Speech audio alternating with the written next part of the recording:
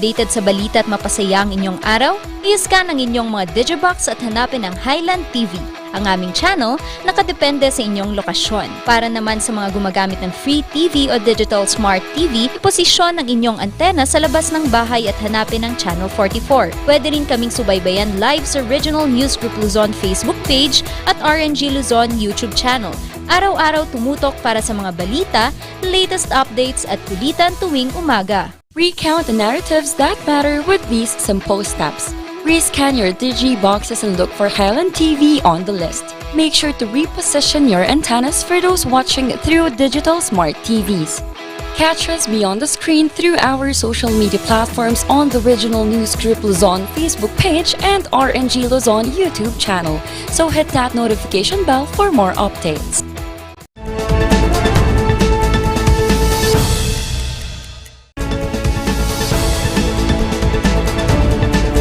Narito na ang mga nagpapagang balita.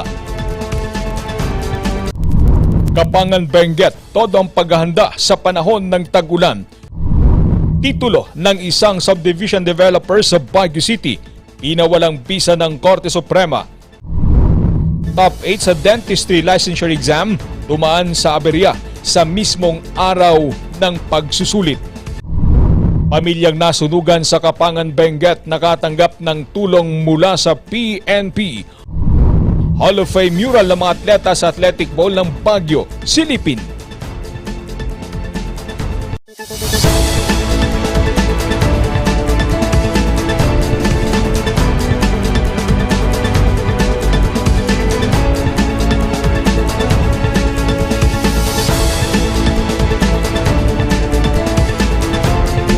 Mula sa Highland TV News Center Baguio, ito ang Luzon Headlines. Naimbag nga rabii amyana na Luzon, hatid namin ang mga pinakabago at maiinit na balita. Isa sa mga prioridad ngayon ng pamahalang lokal ng Kapangan Benguet ang pagpapanatili ng kaligtasan ng mga residente sa harap ng banta ng mga sakuna dulot ng madalas na pag-ulan. Magbabalita, Randy Guzman. Hindi maalis kay Lucy ang pangamba tuwing sasapit ang tag-ulan. Ang kanila kasing bahay nasa landslide-prone area. Delikado ti basta delikado ti biag nga rod nga karkarota landslide guard ti tungtungan ngay ma'am. Kabut-butang guard sir ta hanmot nga sure iti biag ta kwa o may lata jay landslide. Problema pa niya, malayo sa kanilang bahay ang panggagalingan ng mga otoridad na re-responde sakaling may sakuna. Isa ito sa mga tinututukan ngayon ng pamahalaang lokal ng Kapangan kaya't sinisimulan na nilang magsanay ng mga responder. Will improve all the sectors sa mga komunidad natin sa munisipyo, no? And ang unang ngayon, because of this is a rainy season, we have to be prepared on this matter. Kausapin natin yung mga lahat ng ating mga punong barangays. Actually, nagbigay na ho tayo ng memo dyan with the help of our DILG and the province of Benguet para may pakita natin at may latag natin yung on how to do it. Because kung minsan, sinasabi lang nating rainy season pero mahirap rin. Baka may delikado dyan. Disaster along the way, mga ganun. Isa pa sa nakikita nilang problema ay ang kawalan ng signal na maaring makaapekto sa agarang paghingi ng tulong o pagresponde sakaling may sakuna. Meron na ho tayong na-purchase na radyo pero pang sintro lang ho. Yun ang isang tinitingnan natin ng paraan kung may mga technologies na mas frequency ay mas okay sa may alanganin na may signal. Sana naman, tingnan na kahit na short span man lang para naman sa usapan ng disaster medyo makapagtrabaho tayo agad. Sinimulan na rin nilang magkabit ng mga karatula sa mga accident at landslide-prone area. Naglagay na rin sila ng mga tangke ng tubig sa mga barangay at hinahanda na rin ang mga gagamiting evacuation center sakaling kailanganin ang mga ito.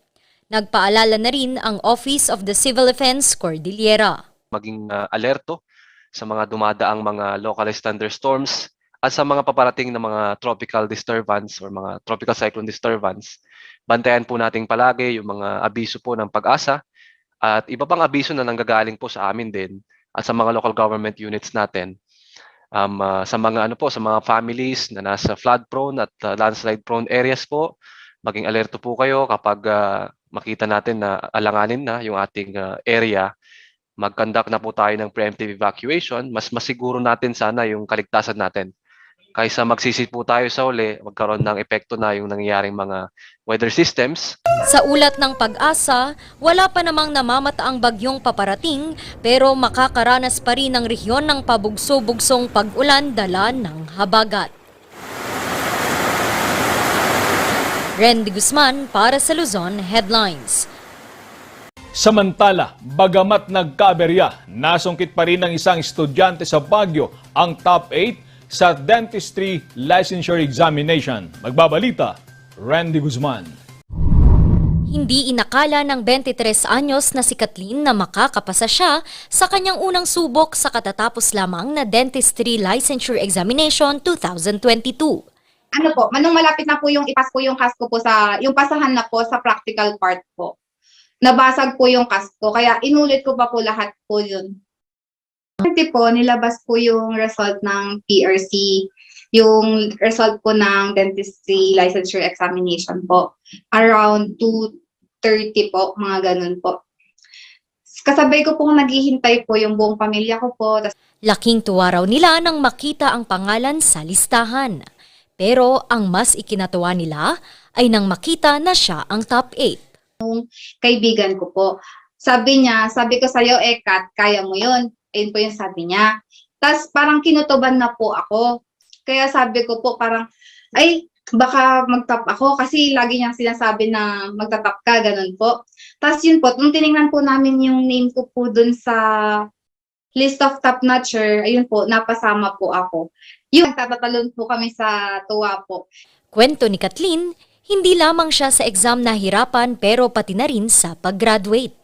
Dentistry po, kailangan po talaga siya sa practical part po. Kailangan po kasi yung face-to-face po. Nangangailangan po kasi kami ng mga cases na nagre-require po ng patient. So, yun po. Nung nagka-pandemic po, parang yung mga cases po na kailangan ko pong gawin, hindi po siya ma-offer kasi po, yun nga po, nangangailangan po ng patient. Pero nagawa naman po ng paraan ng School of Dentistry ng University of Baguio po. Kaya po nakagraduate na din po kami. Proud na proud naman sa kanya ang kanyang buong pamilya. Sa kanyang grupo ng mga classmates niya, ng mga friends niya, ay naririnig ko na rin kung gaano siya kahusay doon sa kanyang pag-aaral. At syempre, proud na proud kami dahil ako being in the education sector dito po sa SDO Bataan, ay syempre ang gusto ko sa aking mga pamangkin, makatapos sila ng pag-aaral at more so, syempre makakuha ng mga awards. But then so far, ito yung pinaka nakakatuwang nangyari doon sa history ng mga pamangkin ko na nagsi-graduate at nakakapasa sa board exam. Plano ngayon ni Kathleen na kumuha muna ng karanasan bilang assistant dentist bago magtayo ng kanyang sariling klinika. Randy Guzman para sa Luzon Headlines. Makalipas ang 16 na taon, lubusan ng naibalik sa mga katutubo sa Baguio City ang pagmamay-ari sa kanilang lupa. Sa bisa ng desisyon ng Korte Suprema, napawalang bisa na ang titulong hawak ng isang developer ng subdivision. Ang buong detalye sa report. May minanang lupa sa Barangay Santo Tomas Central, Baguio City si Lola Mary. Pero ito'y napatituluhan ni Gloria de Guzman, isang developer ng subdivision. Nauwi ito sa pagsasampa ng demanda at kontra-demanda. Talagang stressful. Imbis nga ag-focus kati mas spiritual nga ba sa balitipan panunutan panggapiti dahil nga problema. Ano yung lote nga wala pang title, no? Kwento ni Attorney Adelina Tabangin, abogado ni Lola Mary at ng 10 pang pamilya na pawang katutubong Ibaloy at Kankanaay. Si de Guzman ay bumili ng 10,300 square meters na lote sa Barangay Santo Tomas Central. Pero nang ito'y nagpa-resurvey, ang biniling lote ay naging 51 hektarya na. Ang masaklap, maging ang eskwelahan ay lumalabas na nakapatayo na sa kanyang lote.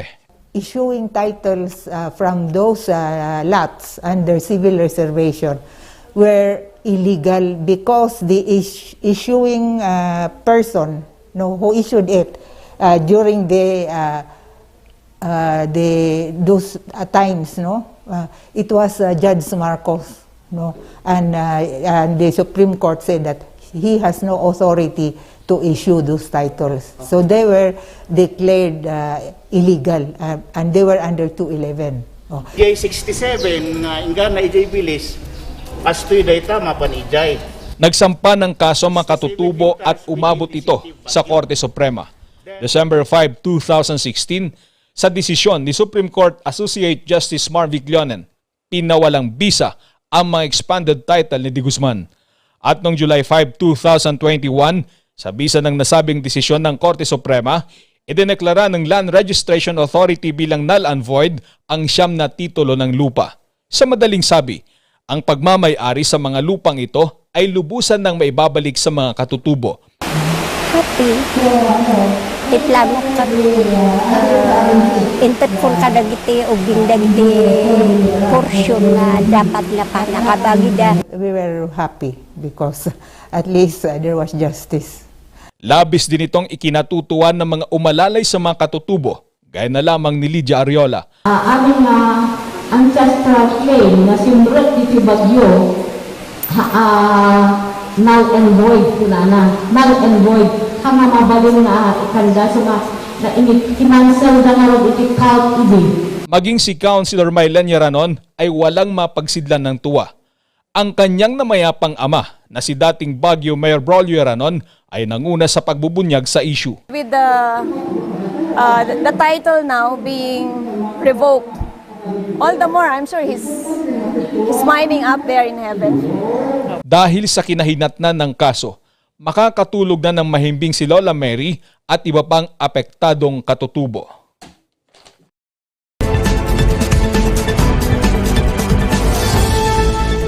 So marami sa ating mga kababayan ay nagpunta sa Middle East countries, Kuwait, Bahrain, Dubai, and freedom of religion is exercised here and everywhere. And if nag-convert ka sa Muslim, pwede ka bang magpalit ng pangalan doon sa Kuwait or elsewhere? No, you adopt a Muslim name.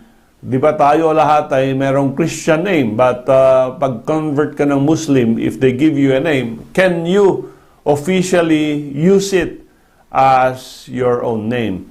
Ang sabi, yes, it is legally possible, pero dapat ikaw ay mag-comply sa Republic Act 9048 and PD 1083. No? Ang pag-convert sa Muslim is not or does not automatically vest upon you the right to change your name. Dapat meron kang petition to do that before the Consul General of the Philippines or yung Philippine Embassy pag ikaw ay nandoon sa foreign country. And the Consul General will evaluate yung inyong application. He will study your application. And of course, dapat mag-submit ka ng list ng mga documentary requirements. Halimbawa, yung birth certificate mo, yung registration to conversion to Islam. Dapat din may book ang mga Islam that must be complied with. And of course, under Section 143 of PD 1083, all other documents as may be required by the Consul General. Kung baga, dito sa Pilipinas, sa Regional Trial Court sinasubmit yan, o sa Sharia District Court doon sa ating mga kapatid sa Muslim Mindanao. And dapat meron kang personal appearance where you are physically and habitually residing. So kung Kuwait, dapat a-appear ka sa embassy. Kung Bahrain, appear ka doon para ma-register yung bagong pangalan mo under the Muslim or Islam religion.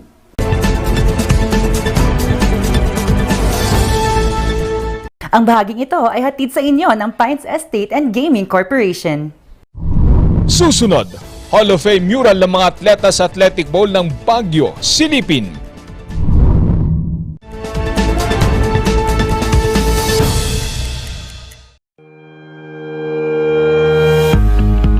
The Baguio Country Club, the first and only 5-star mountain resort in the Philippines, is fully equipped and ready to welcome you back. The club has thoroughly worked on adapting to the new normal. The usage of any of the facilities and amenities of the club is governed with specific rules, regulations, and procedures in accordance to the medical, physical distancing, and disinfecting protocols. And as you return back here to your second home and make new memories with us, we assure you that at the Baguio Country Club, you do not have to worry because we can assure you that the club continuously puts great importance to the health, safety, and wellness of its members, guests, and employees. Coronavirus. Dahil dito, may mga bagay na hindi mo na magagawa. Ngunit, may katuwang ka. PDA or Pau de Arco Herbal Capsule na may antiviral quercetin at immunity booster. Mag-PDA or Pau de Arco Herbal Capsule araw-araw para iwas sakit, iwas virus. PDA. Proteksyon, depensa, alay sa kalusugan. PDA or Pau de Arco Herbal Capsule is available in all leading drugstores nationwide. Another quality product of Aldrich Corporation.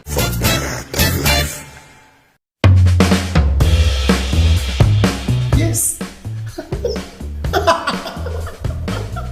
Ayos to! Ayos to! Pa, ang lakas naman ang tawa mo. Sino ba namang hindi matutuwa dito sa online shopping service at cash on delivery ng TG Home Builders? Pwede din mag-online reservation for pickup. Pa, ano yung sinasabi mo? Ma, mapapakabitan na natin ng tiles ang bahay natin. Pa, baka naman pwede mo isabay yung bubong ng bahay natin. Para sa quality construction materials, mag-TG Home Builders. Main warehouse and showroom at number 75 Ferguson Road, Gisad, Baguio City. Bucaucan Branch at number 73 Bucaucan Road, Baguio City. Marcos Branch at KM3 Marcos Highway, Baguio City. Sales Office Branch at number 221 Atab Marcos Highway, Baguio City. La Trinidad Branch at KM6 Batag, La Trinidad. And Urdaneta Branch at MacArthur Highway, Urdaneta City. TG Home Builders. We turn houses into homes. Narito ang ilang tag-initipid tips na pwedeng gawin ng hindi nahihirapan at nananatiling komportable sa pang-araw-araw na pamumuhay. Linisin ang fan blades ng electric fan para mas malakas ang buga ng hangin pero mas matipid ang konsumo sa kuryente. Kung gagamit ng aircon, isara muna ang mga pinto at bintana para mas mabilis lumamig ang kwarto. Siguraduhin ding malinis ang aircon filter at condenser. Magtulungan tayong lahat sa mahusay na paggamit ng kuryente upang masigurong tuloy-tuloy na maihahatid ang kuryente saan man sa bansa. Isang paalala mula sa NGCP. Sa panahon ngayon, dumarami na naman ang lamok. Oras na para mag-4S. Una, suyurin at sirain ang pinagmumulan ng mga lamok. Pangalawa, sarili ay protektahan laban sa lamok. Pangatlo, sumangguni agad sa pagamutan kapag may sintomas na ng dengue. Pang-apat, sumuporta sa fogging or spraying kapag may banta na ng outbreak. Pangalagaan ang sarili laban sa kagat ng lamok. Mag-4S tayo para dengue out!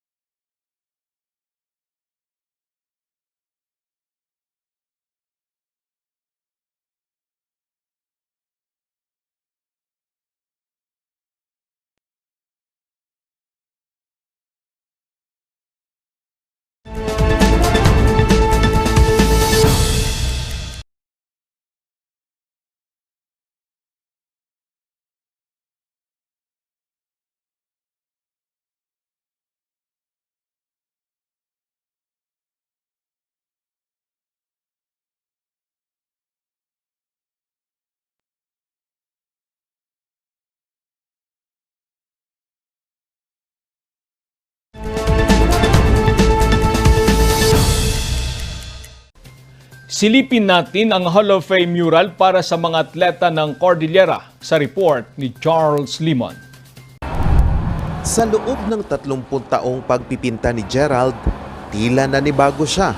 Sa unang pagkakataon kasi, malugod niyang tinanggap ang pagpinta bilang tanda ng pagkilala sa mga Cordilleran athlete.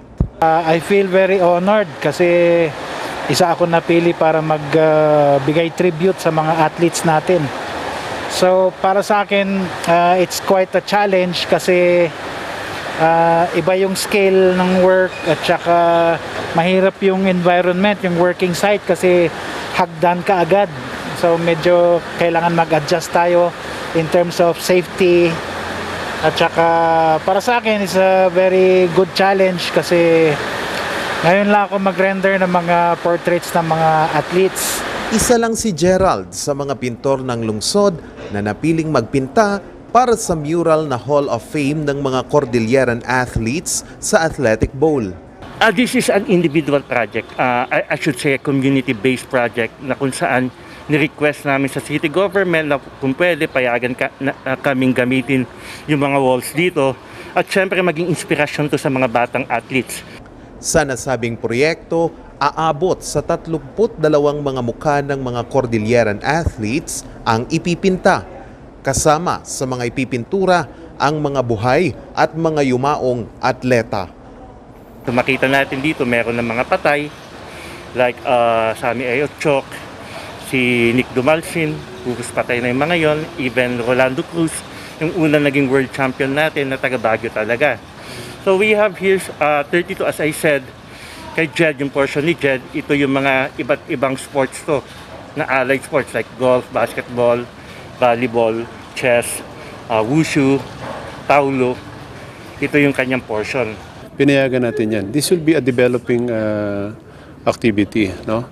If there are still areas in athletic ball na pwede natin ipinturahan, no, na itong ating mga performing athletes, we will do it. We will do it. Para matulungan pa sa pagpupursigi at paghulma ng mga bagong atleta, patuloy ang pagdaragdag ng mga pasilidad sa Athletic Bowl. Yun ay ongoing yung ating sports complex at saka convergence center.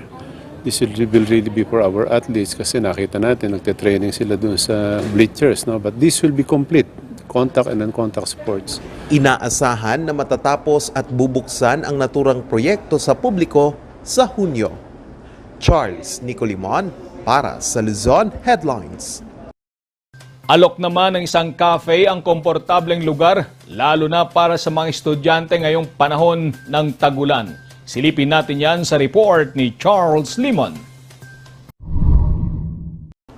Ang cafe na ito sa Lower General Luna Road may alok para sa mga hanap ang payapa at maayos na espasyo. Since dumaan din naman po ako sa student, so na-experience ko po yung mag-aral na walang space kung saan pwede ako makapag-aral na tahimik. And so nagkaroon po ako ng idea na why not balikan ko yung ganong style na gumawa ng space na yung mga student mag-enjoy habang nag-aaral. So kasi ako library pero minsan ginugutom pero walang madaan ng pagkain, mga drinks. So parang yung naging idea ko. Graduate ng IT si Jay, kaya bago niya binuksan ang negosyo nito, nagsumikap siyang matutunan ang industriyang pinasukan. Oktubre 2019, binuksan niya ito. Pero kagaya din ng iba, dumaan din siya sa hirap lalo na noong pandemya. Napahirap kasi especially hindi naman ako well-off na person. So I started from borrowing from my friends. So luckily may mga friends po tayo na mababait at that time. Lucky rin, nag-start na rin po yung food delivery at that time. So, naging one way po namin yun to survive the business. Until now.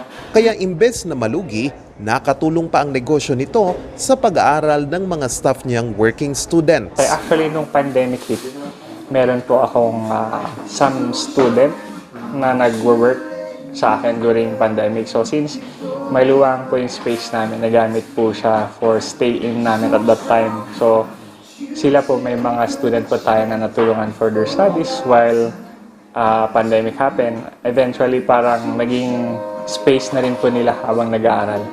Sa pagbabalik ng face-to-face class, unti-unti ding nanunumbalik ang sigla ng negosyo nito. First thing kasi private siya. Tapos malakas yung internet, which is very handy kapag nagre-review ng mga lessons or if need ng mag-research ganon. Tapos yung mga drinks din nila, yung mga drinks nila is masasarap din. Actually, maganda siya para sa amin students. May mga kakalala po ako na naghahanap ng place na tambayan na may wifi tsaka may saksakan. And mayroon po kasi makahanap lang ng mas mura ka parang dito po. Pwede ang solo hub at mayroon namang kasya ang 4 para sa barkada. Kaya habang nagre-review, nasa meeting o kaya naman nagbabasa, ay sabayan ito ng kape o milk tea at mga pagkain. Bukas ito alas 9 ng umaga hanggang alas 7 ng gabi. Charles Nicolimon para sa Luzon Headlines. Susunod, pamilyang nasunugan sa Kapangan, Benguet nakatanggap ng tulong mula sa PNP. Ang kwento, susunod na.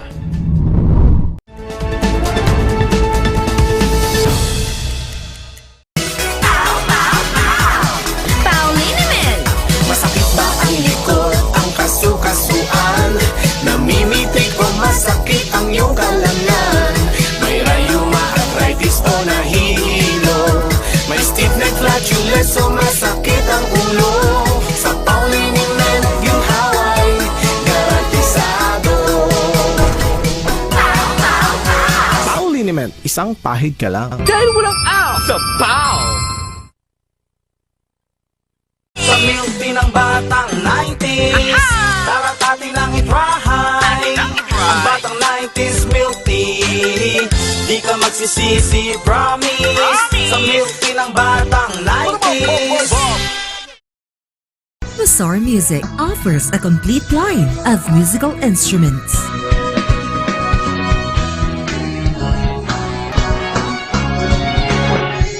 Mazar Music, Baguio's pioneer in online music and art lessons.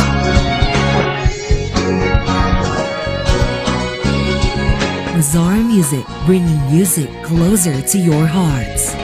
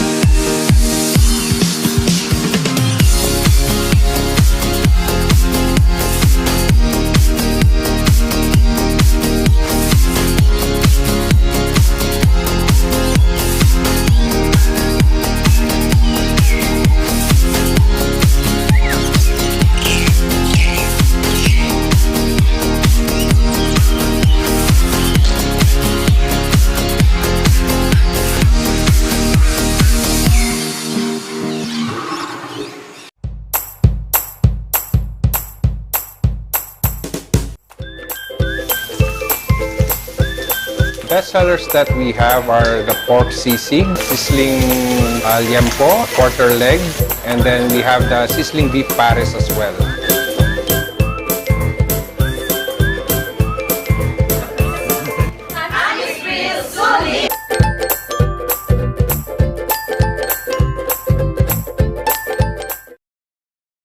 Ang maagang konsultasyon ay mahalaga sa pagpuksa ng sakit na dengue. Ngunit, ang tanong ng sambayanan, sapat nga ba ito?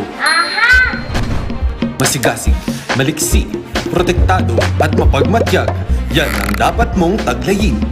Hanapin ang pinagpupugaran at wasakin ito. Hello? Nahanap ko na po yung lungga. Kailangan ko na po kayo. Sige po, Master. Suportahan ng fogging at spray. Katapusan mo na, mosquito man.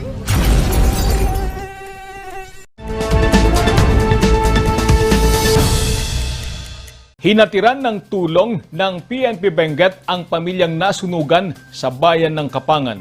Magbabalita, Randy Guzman. Abo na lang ang natira sa 3 palapag na bahay na itinayo ni Jimmy noong 1997.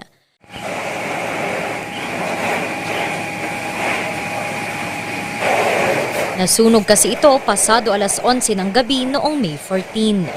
Kasamang natupok sa sunog ang kanyang isang anak na si Abastan Mayos, 31 years old. At around 1:30, yung isang anak ko nagpunta doon sa taas na sinabing, Daddy, tapos na ang bahay natin. Kaya sabi ko, kung mayroon yung pulis doon at saka tignan nyo yung nandun na bata, kung mayroon pakisabi ninyo na kunin kuhan doon sa municipal office, Malakpiman. And then at around 5 yata in the morning, sabi nila wala na si Abastan Mayos. Hindi ko alam, baka nakatulog. So may tumawag sa amin na may ongoing fire dito sa Bilang-Bilay. So after verification ng tawag, nag-respond din naman kaagad kami. Pero sa layo lang, distance from the fire station to the fire scene, medyo malaki na yung sunog. Almost na-consume na yung bahay. So we done our mapping operation para ma-secure natin na hindi ulit mag-rekindle yung fire. So we totally put off the fire. So at about after 10 to 15 minutes siguro, control na yung fire. May namatay. Sa kasawing palad may namatay doon sa loob ng bahay. Under investigation pa rin, ma'am, so hindi ko ma-divulge. Tinatayang aabot sa 1 milyong piso ang kabuang halaga ng natupok ng apoy. Aduti talaga nga napa, furnitures, nagijay aminan ang papilis ko nakwatan. Para makatulong sa pamilya, personal silang binisita ng PNP Benguet para abutan ng 1 kaban ng bigas, higaan at grocery items na aabot sa 10,000 pesos. Aabot din sa kabuang 20,000 pesos ang cash assistance mula sa BFP, Benguet Provincial Police Office at Kapangan PNP ang natanggap ng pamilya. Adamot tunti yung dagitoy dito mga organization, adamot tunti donations nga mausar, adamot tunti sa mga sangkot nga usaron. At salamat hindi donations tapno supaya nga makabangon ti tao. Ang pagtulong ay parte ng Oplan Binadang ng Benguet PNP. Itong Oplan Binadang ay ininitiate ng